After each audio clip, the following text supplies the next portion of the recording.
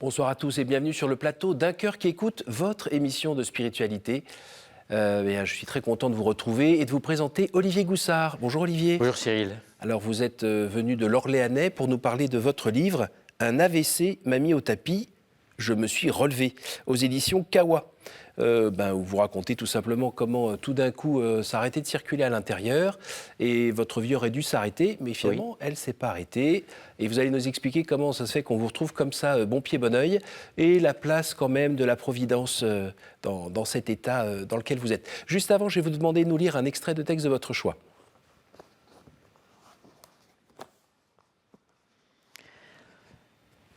C'est une fable qui s'intitule « Le grillon ». Après, je vous dirai pourquoi j'ai choisi cette fable. Un pauvre petit grillon, caché dans l'herbe fleurie, regardait un papillon voltigeant dans la prairie. L'insecte ailé brillait des plus vives couleurs. L'azur, la pourpre et l'or éclataient sur ses ailes. Jeune, beau petit maître, il court de fleur en fleur, prenant et quittant les plus belles. Ah, disait le grillon, que son sort et le mien sont différents. Dame nature, pour lui, fit tout et pour moi rien du tout. Je n'ai point de talent, encore moins de figure. Nul ne prend garde à moi, l'on meilleur ici-bas. Autant voudrait n'existait pas. Comme il parlait dans la prairie, arrive une troupe d'enfants. Aussitôt les voilà courant, après ce papillon dont ils ont tous envie. Chapeau, mouchoir, bonnet servent à l'attraper. L'insecte vainement cherche à leur échapper. Il devient bientôt leur conquête. L'un le saisit par l'aile, un autre par le corps, un troisième survient et le prend par la tête. Il ne fallait pas tant d'efforts pour déchirer la pauvre bête. « Oh oh » dit le grillon, « je ne suis plus fâché. Il en coûte trop cher pour briller dans le monde. Combien je vais aimer ma retraite profonde pour vivre heureux, vivant caché. » Pourquoi ce choix ? Parce que d'abord c'est un hommage à mes soignants. Parce que lorsque j'ai été en centre de rééducation, l'homme que j'étais a dû réapprendre à parler. Et Cathy l'orthophoniste, un jour est arrivée et m'a proposé une fable de La Fontaine. Comme j'habite Châteauneuf-sur-Loire, à Châteauneuf nous avons les fables de Florian. Oui. Florian a habité Châteauneuf pendant des dizaines d'années. Il a composé de multiples fables. Et j'ai réappris à parler avec les fables de Florian. Donc les soignants m'ont toujours montré les points positifs de mes progrès et non pas les points négatifs. À travers Florian, je souhaite rendre hommage à tous les soignants. Et puis, nous avons, avec la municipalité de Châteauneuf, créé un prix Florian, un prix de fables. Et après avoir écrit ce bouquin, je vais écrire des fables parce que j'ai déjà les deux morales. Il faudra que je trouve les fables. Alors, la première morale est la suivante. Prendre le risque d'échouer, c'est se donner une chance de réussir. Ça, c'est une phrase que je me répète tous les jours. Il va falloir, comme c'est la morale, il faudra que j'écrive la fable. Deuxième morale, l'épreuve ne change pas le passé, elle ouvre de nouveaux horizons pour l'avenir. Et ça, c'est vraiment quelque chose que je vis depuis ma guérison. De nouveaux horizons se sont ouverts pour moi et ils sont pour l'avenir. L'épreuve ne change pas le passé. Je vais donc écrire deux fables, une avec la première morale et une avec la deuxième morale. Je ne pourrais pas concourir au prix puisque je ne peux pas être à la fois juge et partie, mais ça me fera plaisir d'écrire une fable. Alors on va aider un petit peu les téléspectateurs pour savoir où on est, qui vous êtes en fait. Car l'homme que nous avons devant nous a eu une vie trépidante. Vous étiez donc notaire dans l'Orléanais. Oui. Et en même temps, vous étiez tombé amoureux fou de la montagne. Depuis que je suis tombé dedans depuis que j'étais tout petit. Alors j'ai eu la chance d'avoir... mes parents m'ont emmené tout petit à la montagne. Et les amis de mes parents, qui étaient des grands montagnards, m'ont fait faire les premiers sommets. Ensuite, j'ai eu la chance, avec des guides de Val d'Isère, de faire de très beaux sommets. Et puis, j'ai eu la chance d'intégrer les chasseurs alpins à Bourg-Saint-Maurice. Et dans les chasseurs alpins, j'ai acquis une expérience montagnarde assez importante. Et puis, pendant mes années de fac, heureusement, la fac nous laissait de nombreuses vacances. Vacances utilisées à la montagne. Uniquement ? Pratiquement uniquement, oui. Et donc, vous avez poursuivi cette passion pendant toute votre vie. Oui, et j'ai eu la chance de faire des raids à ski assez importants, des 6000 dans les Andes, et même dans l'Himalaya, les 4000 des Alpes, le Mont Blanc plusieurs fois.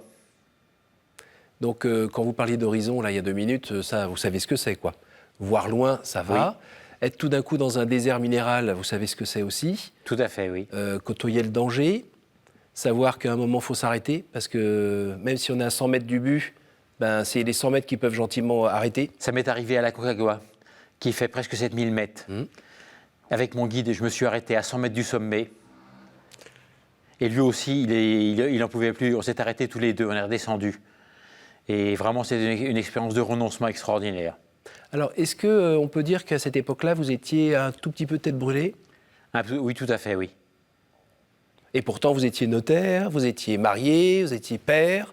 Ça n'empêchait pas d'être un petit peu... Au contraire, même ça me permettait d'animer cette vie de juriste. Relâcher un peu la pression? Oui, vrai. Vous couriez après quoi? Après la beauté. Après les nuits passées dans la montagne, à écouter le silence et les glaciers craquer. C'était leur vie. Aujourd'hui, les glaciers ne craquent plus. Ils sont en train de mourir. Il faut monter plus haut. Oui, il y a le danger aussi, hein. Un peu, oui. Vous aimiez vous frotter un peu au danger? Tout à fait. Pourquoi? Peut-être qu'au fond de mon cœur, de ma vie, j'aimais bien voir la limite du vide, la limite de là où il ne faut pas trop aller. Pour vous sentir vivant? Sans doute. Et qu'est-ce qu'on voit au bord du vide comme ça? On voit sa responsabilité, puis on voit la responsabilité de celles et ceux qui sont avec moi encordés. Et ça change quoi après, dans la vie ordinaire? Quand on revient dans l'Orléanais? J'ai toujours dit à mes amis qu'il était plus difficile de traverser un champ de betteraves au mois de novembre que de monter au sommet du Mont Blanc. Ça, c'est pour le moral, ça. Oui.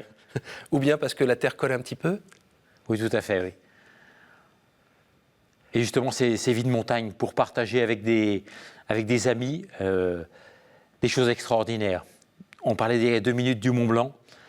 Quand on monte au Mont Blanc, tout le monde dit que c'est facile, mais ce n'est pas vrai. Il y a 2 moments difficiles au Mont Blanc. Quand on sort du refuge, on commence par gravir pendant 2 heures une porte assez facile. Après, on arrive à un coin qui s'appelle le refuge Vallot. Et là, ça commence à devenir difficile parce qu'on est à 4200 mètres. Il commence à faire froid. Et il y a du vent. Le moral commence à baisser. La respiration n'est pas excellente. Et là, il faut utiliser toutes ces armes pour convaincre celui ou celle qui est avec moi de continuer jusqu'au sommet du Mont Blanc. Puis la fin est un peu raide parce que c'est souvent glacé. À droite, il y a 4000 mètres, il y a Courmayeur. À gauche, il y a 4000 mètres, il y a Chamonix. C'est pas très large, il faut faire attention. Et on est récompensé par le sourire qu'on peut partager au sommet du Mont Blanc. Et la peur, vous l'avez connue? Oui, plusieurs fois, oui. Et elle était utile pour... soit pour être renoncer, prudent? soit pour se rendre compte de ses responsabilités. Madame pensait quoi de tout ça? Mon épouse Martine, elle m'a toujours laissé très gentiment faire ça. Et vraiment, elle a été formidable. Elle m'a toujours laissé partir en montagne. Votre métier de notaire, vous cherchiez quoi là-dedans? C'était quoi votre vocation? La paix. J'ai toujours été un homme de paix. Et ce qui m'intéressait, c'était la paix dans les familles, la paix dans les contrats. Et votre vie de foi là-dedans, ça vivotait? Alors, avant mon AVC, culturel? j'avais une foi administrative. Oui. Donc, administrative et mondaine, donc qui n'avait pas beaucoup d'intérêt. Alors, on arrive à ce moment où vous avez un AVC. Alors, quel âge avez-vous déjà à ce moment-là? J'ai 66 ans. D'accord, c'est la retraite. C'est la retraite, c'est la veille de la retraite. Vous êtes sportif? Sportif et puis La montagne, le vélo?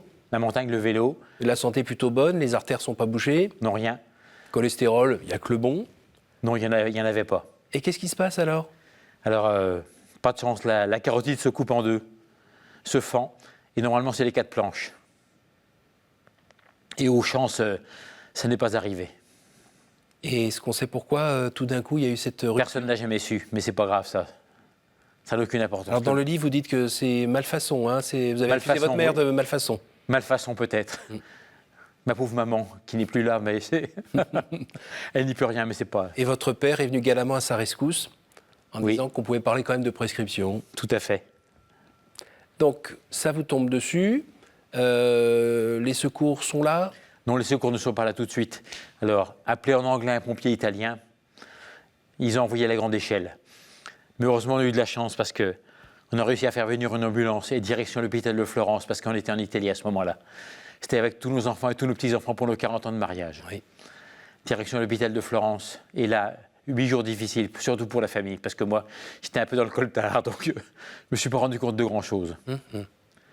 Difficile pour mon épouse qui venait tous les jours, pour les enfants, ce n'a pas été facile pour eux. Et donc là, vous parliez tout à l'heure de voir un petit peu la limite, le ravin. Donc là, vous étiez au-dessus du ravin. Ah oui, vraiment là, oui. Ça fait peur? Oui, je me suis rendu compte assez vite que, comme tout le côté gauche ne bougeait plus, je me suis dit, merde, c'est la chiasse. Ça va mal se finir, cette affaire-là. Et vous avez appelé le bon Dieu à ce moment-là ou pas encore? Pas encore, c'était quand je suis revenu à Orléans. Donc vous êtes en Italie, vous vous rendez compte que c'est mal parti? Oui. Que votre pronostic vital, comme on dit aujourd'hui, il en est où? Vous allez vous en sortir ou pas? C'était pas sûr, parce que j'ai fait un œdème. Donc, Au cerveau? Au cerveau, oui. Et ça, je me suis rendu compte assez rapidement. Donc, parce que c'était quelque chose qui me rendait vraiment incapable de m'exprimer, incapable de bouger. Oui, parce que ça presse en fait des parties Oui. cérébrales qui font que on n'arrive plus à faire ce qu'on fait normalement. Vous aviez déjà connu un petit peu ça, comme on a parfois quand on va en haute À altitude? 6000 mètres à la Concagua, j'avais connu un début d'œdème. Et là, c'est facile parce qu'il suffit de redescendre et ça se guérit en 5 minutes. Et Par contre, là, c'était ça plus compliqué marchait ça marchait pas. Et là, c'était un Everest qui était devant et on ne sait pas par quelle boule prendre. Oui, ou l'opération. Mais les opérations, là, c'est un petit peu dangereux. Il est parti comment, l'œdème? Peut-être que là-haut, il a décidé qu'il ne voulait pas de moi. D'accord. Alors après, on vous retrouve en France? Après, on revient en France en avion. Alors, un truc assez drôle en avion, parce que j'occupais avec mes 2 infirmiers tout un rang. Et devant mon rang, il y avait d'autres gens. Et puis le rang d'avant, il y avait encore d'autres gens.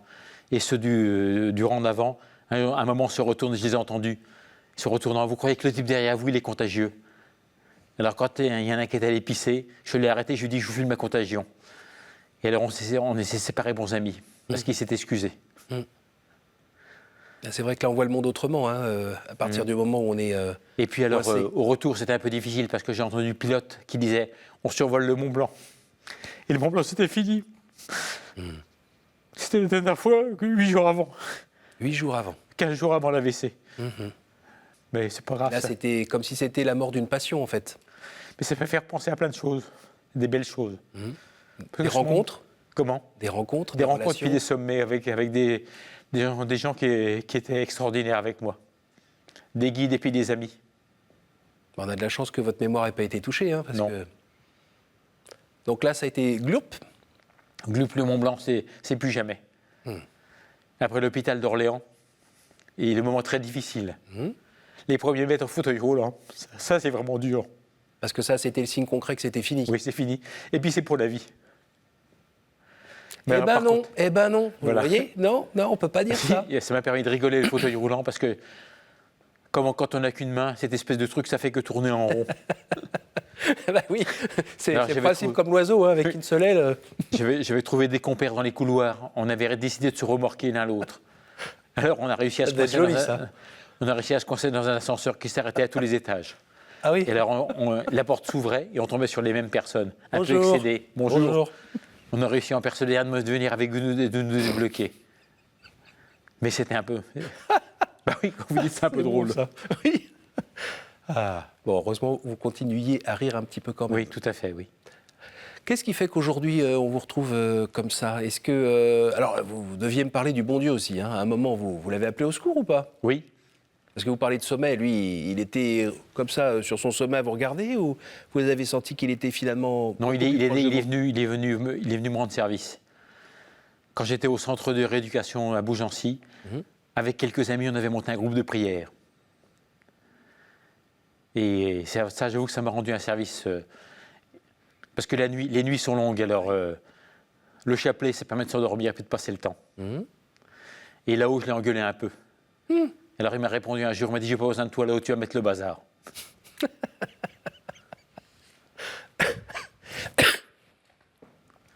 Alors cette vie de foi, j'ai réussi à la retrouver depuis que j'ai retrouvé une certaine autonomie, parce que dès que j'ai récupéré mon permis de conduire, ma première chose a été de filer à Chamonix. Dans la vallée de Chamonix, à la Flatière, il y a un foyer de charité. Et c'est un lieu extraordinaire, un lieu de foi, un lieu de repos, de l'âme, de l'esprit et du corps. Et j'ai rencontré des gens extraordinaires, des pèlerins comme moi, des accompagnants qui m'ont fait réfléchir à ma vie de foi, qui m'ont rendu une vraie foi, profonde et sérieuse. L'Olivier d'avant, il avait une foi, comme je vous l'ai dit tout à l'heure, une foi administrative qui n'avait aucun intérêt. L'Olivier d'aujourd'hui, grâce à la Flatière, grâce aussi, parce que j'habite à côté de Saint-Benoît-sur-Loire, au Père Patrice, qui est un des moines de Saint-Benoît, que je vois régulièrement et qui me remet dans le droit chemin, avec qui j'ai des moments de réflexion exceptionnels. Votre vie a vraiment changé. Complètement, oui. Alors, sur le 4e de couverture, vous mettez « Mon cher Olivier, et si cet AVC avait été un privilège ?» Oui, ça, c'est une personne très respectable qui m'a dit ça. C'est un peu costaud comme phrase. Oui, oui. Alors j'avais deux solutions, soit je l'engueulais, soit je réfléchissais. Et effectivement, cet homme, qui est un homme de foi, un homme de grande valeur, il avait raison de me dire ça. Ça m'a permis de réfléchir. Et c'est vrai que cet AVC, d'un certain côté, a été un privilège, parce qu'il m'a permis d'abord de faire le point sur moi-même, de rencontrer des gens que je n'aurais jamais rencontrés avant. L'Olivier d'avant était un vrai crétin. L'Olivier d'avant, il pensait que les psys étaient des malades mentaux. Aujourd'hui, l'Olivier d'aujourd'hui, il est content d'avoir les psys avec lui et à côté de lui. Notamment une qui s'appelle Hélène, une femme extraordinaire, qui d'ailleurs a fait un témoignage dans le bouquin. Hélène est psy et elle m'a sorti d'affaire. Elle m'a permis de surmonter toutes ces petites difficultés, qui ne sont que des petites difficultés. Mais elle m'a aidé à sortir de tout ça. Est-ce qu'on peut parler de combat spirituel ? Complètement, oui. Comment vous pourriez le qualifier ? Ce combat, je ne l'ai pas mené tout seul. Je l'ai mené avec d'autres. D'abord avec mon épouse, avec des prêtres, avec des amis avec lesquels on va faire des retraites. Et c'était pour lutter contre la désespérance, par exemple ? Non, pas pour lutter, pour en sortir, parce que j'ai la chance d'être vivant. Et donc pour témoigner que la vie est belle, puisque c'est mon dernier chapitre, et effectivement la vie est belle. Et je suis heureux de pouvoir en témoigner. Est-ce que de temps en temps, vous avez un petit nuage sombre qui revient et qui essaye de vous faire redescendre, de vous faire douter, de vous faire regretter, de ne pas être comme avant, de ne pas pouvoir faire autant de vélo qu'avant, de ne pas pouvoir skier, monter sur les sommets ? Non, parce que comme je suis un peu un homme de défi, j'ai réussi à reskier. Et j'ai réussi à remonter sur des sommets avec des crampons, avec un copain guide, qui a vraiment joué son métier de guide. Quand je l'ai appelé, il m'a dit « Olivier, j'arrive ».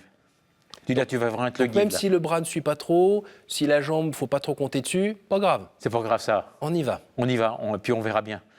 Prendre le risque d'échouer, c'est se donner une chance de réussir. Et j'ai pris les risques d'échouer plusieurs fois.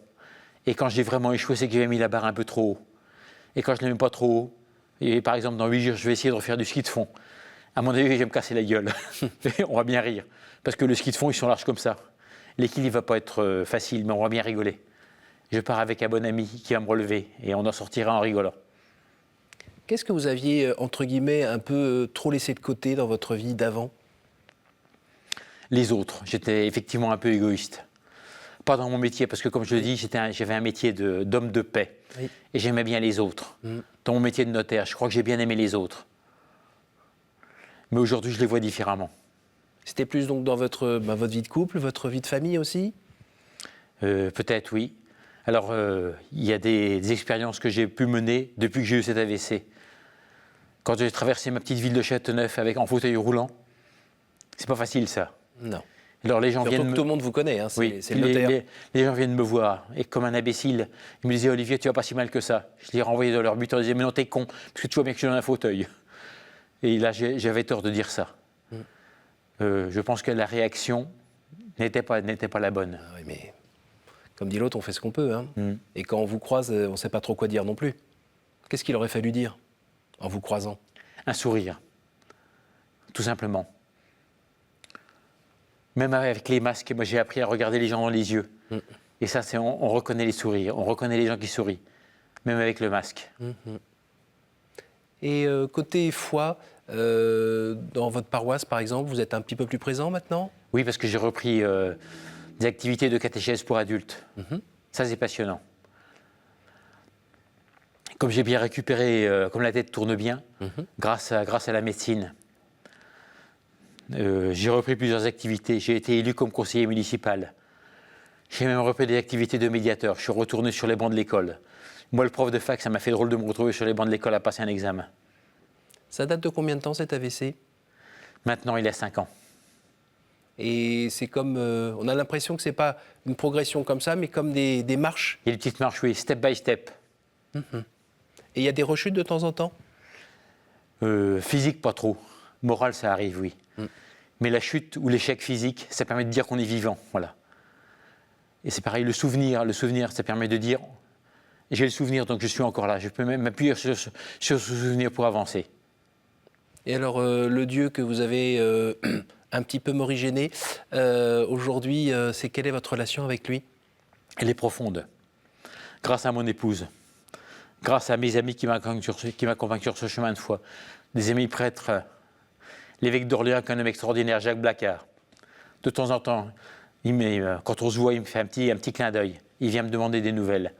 Et il me pousse à bien approfondir ma vie de foi. Et puis le Père Patrice de Saint-Benoît. Ça, ce sont des hommes et des femmes extraordinaires. Et est-ce qu'avec vos enfants, vos petits-enfants, vous arrivez à transmettre cet amour de la vie, cette foi? Ben, j'essaie. Ça, c'est un autre défi, hein, vous Oui, c'est parliez un de autre défi défi, tout à l'heure. oui. Avec les petits-enfants, j'essaie, en tout cas. Et je leur ai dit que cet hiver, on va aller faire du ski ensemble. Je leur ai dit qu'on ferait la course. Ils ont intérêt à se préparer parce que je vais gagner. Ils ont quel âge? 12 ans, 10 ans, 8 ans, 4 ans et 2 ans.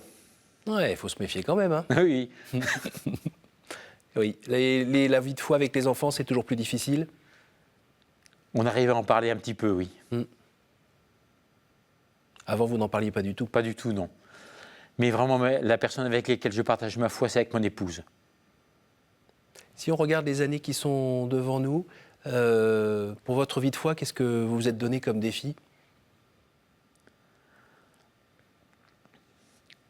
Tout simplement, pouvoir en parler ou pouvoir en témoigner. Comme vous le faites en ce moment ici? Ce que n'aurait pas forcément fait l'Olivier d'il y a 20 ans? Certainement pas, oui. Ben là, vous pouvez parler de cette rencontre. Hein. Oui. On arrive déjà à la fin de l'émission. C'est le temps des questions courtes, réponses courtes. Bien volontiers. Est-ce que vous pourriez me dire un chiffre entre 1 et 10, s'il vous plaît? 2. Ça va. Si vous pouviez revenir en arrière et changer quelque chose dans votre vie, que feriez-vous?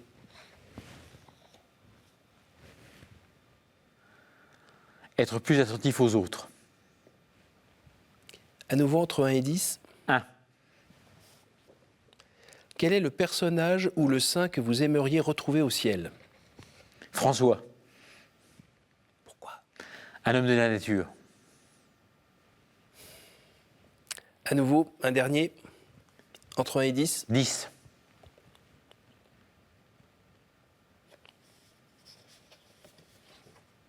Quelle est pour vous la plus belle fête?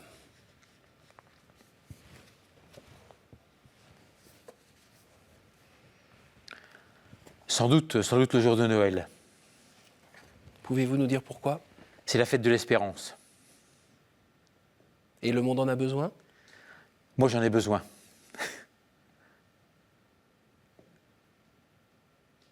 Merci beaucoup, Olivier. Merci, Cyril.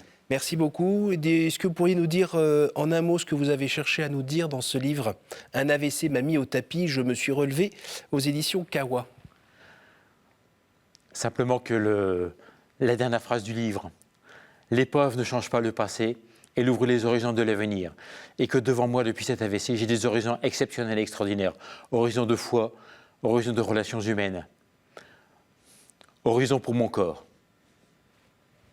Super, vive la vie. Hein. Oui, et la vie est belle. Merci beaucoup, Olivier. Merci d'être venu nous partager tout cela en venant d'Orléans, grâce à votre super voiture automatique avec volant. Vous pouvez gérer ça avec une main. Chapeau. Merci à vous tous pour votre fidélité. Je vous invite évidemment à partager cette bonne nouvelle, ce beau témoignage grâce à notre site www.ktotv.com. Et puis, je vous donne rendez-vous pour une autre émission la semaine prochaine, tout en remerciant l'équipe technique qui nous a permis de réaliser cette émission. À la semaine prochaine.